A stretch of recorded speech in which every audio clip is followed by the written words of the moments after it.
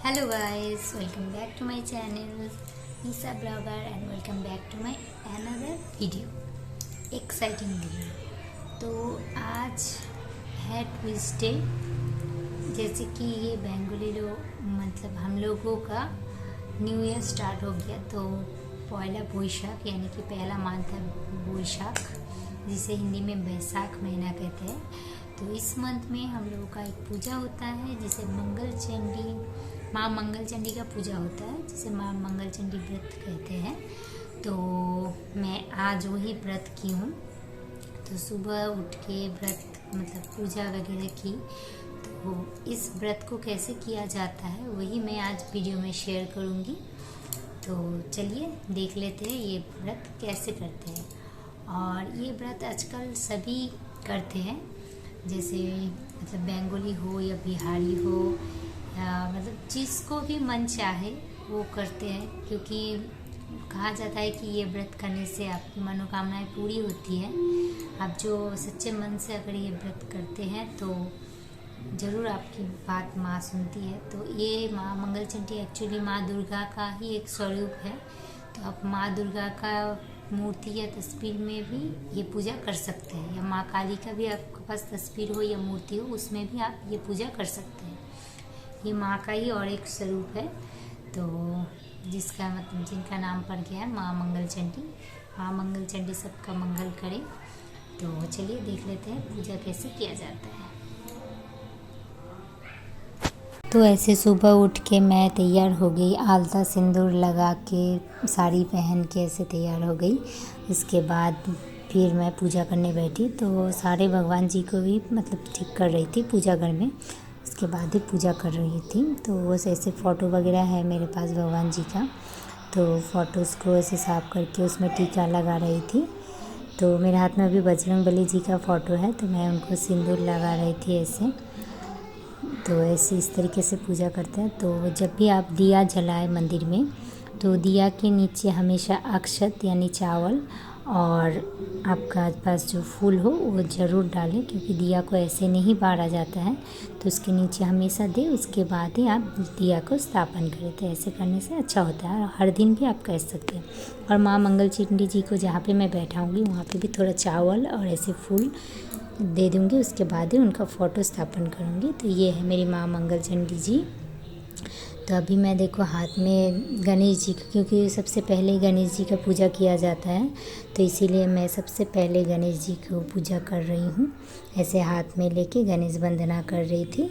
उसके बाद मैं पूजा स्टार्ट करूँगी, क्योंकि सब बोला जाता है कि पहले गणेश पूजा किया जाता है उसके बाद ही सारा पूजा किया जाता है। इसीलिए मैं पहले गणेश जी को पूजा कर लूँगी, उसके बाद ही मैं पूजा स्टार्ट करूँगी। तो ऐसे मैं घाट ले ली एक, तो इस तरीके आप मिट्टी का भी ले सकते हैं। उसमें एक पुतली का बनाई, आप चाहे तो स्वस्तिक बना सकते हैं। तो आम पल्लो ले लीजिए, मेरे पास मतलब पीतल का आम पल्लो है, इसीलिए मैं उसी में करती हूँ। उसके ऊपर एक पान का पत्ता, इसे केला ऐसे लगा के और इस तरीके से मैं सालू कपड़ा से ऐसे सजा ली उसको। घट को अच्छा लगता है। और घट के पानी के अंदर आप थोड़ा गंगा जल, ऐसा एक सिक्का और हल्दी का टुकड़ा ज़रूर डालें। तो मैं इस तरीके से सजा ली घट को, अच्छा लगता है दिखने में। तो मोली से ऐसे बांध दीजिए और 8 दूर्वा ले लीजिए, 8 बेल पत्ता ले लीजिए और 8 तुलसी पत्ता ले लीजिए। उसके ऊपर ऐसे स्थापन करें। उसके बाद एक छोटा सा कपड़ा या फिर आपके पास छोटा सा जो गमछा दिया जाता है घट के ऊपर, वो भी दे सकते हैं। और यहाँ पे मैं 8 धान ले लूँगी इस तरीके से, और थोड़ा 8 फिर से ऐसे दुब्बा ले लूँगी, दुर्वा, और थोड़ा सा फूल ऐसे दे के। और जब आपके पास मिट्टी ना हो तो थोड़ा सा मिट्टी डाल दीजिए, या फिर ऐसे भी आप बैठा सकते हैं। तो ऐसे घट के नीचे डाल के ऐसे हम लोग में जो उलूधुनी देते हैं, तो उलूधुनी दे के घट को स्थापन कर ले। उसके बाद मैं लूँगी ये 16 जौ के दाने और 16 धान के दाने और 16 मूंग दाल के दाने। जिनके पास गोटा मूंग नहीं है वो ऐसे मूंग दाल भी ले सकते हैं। इसको मैं ये जो कटहल का पत्ता है उसमें डालूँगी और 16 ऐसे दुब्बा ले लूँगी और उसका खीले बना के ऐसे चढ़ा दूँगी। और एक सालू कपड़ा में ऐसे हल्दी का गांठ, हर्द की एक सिक्का, धान, जौ, चावल लेके ऐसे पोटली बना के ये भी माँ के चरण में रख दूँगी। तो ये आप बाद में उठा के अपने तिजोरी में रख सकते हैं या फिर जहाँ पैसा रखते हैं वहाँ पे रख सकते हैं। तो इस तरीके से तेल, सिंदूर, पान का पत्ता, बतासा, सुपारी सजा ली, एक मिठाई और इस तरीके से आप नैवेद्य सजा लीजिए, चावल, मीठा, घी, मधु सब कुछ डाल के। तो इस तरीके से मैं घट स्थापन करके पूजा कर ली, माँ को अंजलि दी, प्रणाम मंत्र की और किताब पढ़ ली जो कहानी होता है। तो उसके बाद ऐसे मैं देखो साड़ी पहनी थी। तो इस तरीके से पूजा ख़त्म करने के बाद मैं लुक शेयर कर रही हूँ। तो इस तरीके से मेरा मंदिर पूरा ऐसा लग रहा था। तो कैसा लग रहा था तो आप देख लिए जब पूजा कैसे किया जाता है। तो इस तरीके से हम लोग पूजा करते हैं।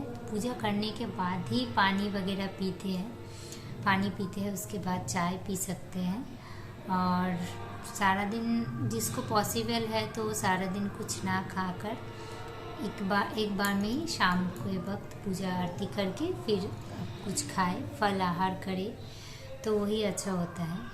अगर किसी को मतलब तबीयत ठीक नहीं है, उसको पॉसिबल नहीं है कि आप सारा दिन भूखे रह सकते हैं, तो वो लोग सारा दिन भी फल आहार कर सकते हैं। फिर शाम के टाइम पे भी आप फल खा सकते हैं या साबू केला जो होता है उसको भी बना के खा सकते हैं। तो इसमें आपको चावल का सामान नहीं खाना है या फिर मतलब कोई अन्न नहीं खाना है। चावल हो गए, गेहूँ भी रोटी खा सकते हैं, तो गेहूँ भी आपका अन्न हो गया, क्योंकि इसमें पूजा में आप देखिए जौ चढ़ता है, चावल चढ़ता है, तो इसीलिए वो नहीं खाना ही अच्छा होता है। तो ज़्यादातर फलाहार करके ही मैं अभी तक नहीं खाई हूँ। तो अभी बज रहे 9, मुझे खाने का मन ही नहीं कर रहा है। तो देखती हूँ थोड़ी देर बाद खा लूँगी। तो साबू केला खा लूँगी। तो साबू को भिगो दी हूँ, साबू को निकालूंगी। भिगोने के बाद उसमें थोड़ा सा केला डालूंगी, पक्का केला, और थोड़ा सा दूध, थोड़ा सा चीनी डाल के उसका ऐसे मिला के वही खाऊंगी।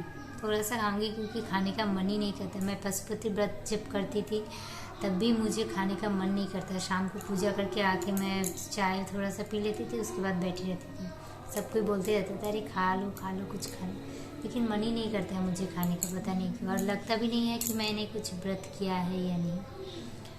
तो गाइस ऐसे किया जाता है माँ मंगल चंडी का व्रत। तो बैसाख में जैसे 4 या 5 मंगलवार पड़े तो आप कर सकते हैं। और इसका और एक ये क्या है ना, जेठ जब पड़ेगा, मतलब बैसाख के बाद जेठ महीना आता है, उसका भी एक मंगलवार को आपको करना है। तो यही नियम होता है। तो अगर आप नहीं करना चाहते हैं, जैसे 4 या 5 नहीं करना चाहते, तो बैसाख का पहला मंगलवार करें और जेठ का एक मंगलवार कर लें, वो भी कर सकते हैं। मैं जैसे पूरे साल ही मंगल चंडी का पूजा करती हूँ, हर मंगलवार को घट स्थापन करके पूजा करती हूँ। उपवास नहीं रहती हूँ, उपवास सिर्फ बैसाख महीना में ही रहती हूँ।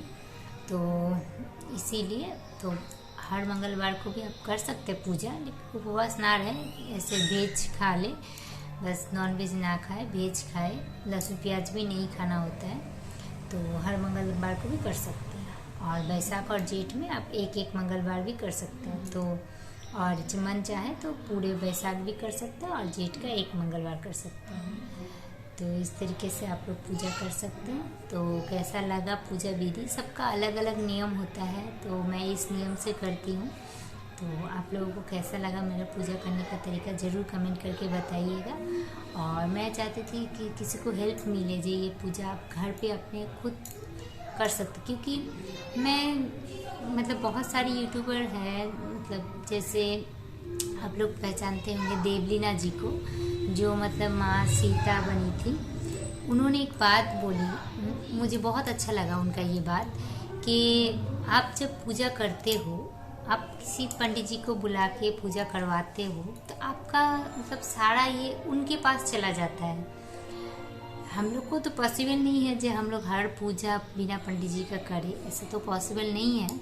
लेकिन जैसे ये पूजा बिना पंडित जी का भी आप लोग कर सकते हैं। उसमें लिखा हुआ है, किताब है, उसमें कहानी है किताब में, तो आप लोग खुद भी कर सकते हैं ये पूजा। तो इसलिए मैं खुद ही करना पसंद करती हूँ। तो कोई होता है ब्राह्मण बुला के, पंडित जी बुला के पूजा करते हैं, तो वो भी अच्छा होता है। खुद अपना अपना सोच है, मैं किसी को हर्ट नहीं करना चाहती हूँ। तो मेरा सोच ये है कि मैं चाहती थी मैं खुद करूँ पूजा, इसीलिए मैं खुद की। तो आप लोग अगर चाहते हैं कि पंडित जी बुला के करें तो वो भी कर सकते हैं, आप लोगों का मन। ओके गाइस, तो वीडियो हेल्पफुल होगा तो ज़रूर लाइक करें, शेयर करें, कमेंट करें, और जो नए हैं चैनल पे सब्सक्राइब करना ना भूलें। अच्छे अच्छे वीडियो देखते रहिए और ऐसे ही मेरे साथ बने रहिए, बहुत सारा प्यार दीजिए और चैनल को सब्सक्राइब करना ना भूलें। पास में जो बेल आइकन है उसे ज़रूर हिट करें ताकि जब भी मेरे वीडियो आपके अपलोड हो आपके पास नोटिफिकेशन आ जाए और आप जल्दी से देख लो। तो ओके, मिलते हैं नेक्स्ट वीडियो में, तब तक के लिए बाय बाय, खुश रहिए, अच्छे रहिए।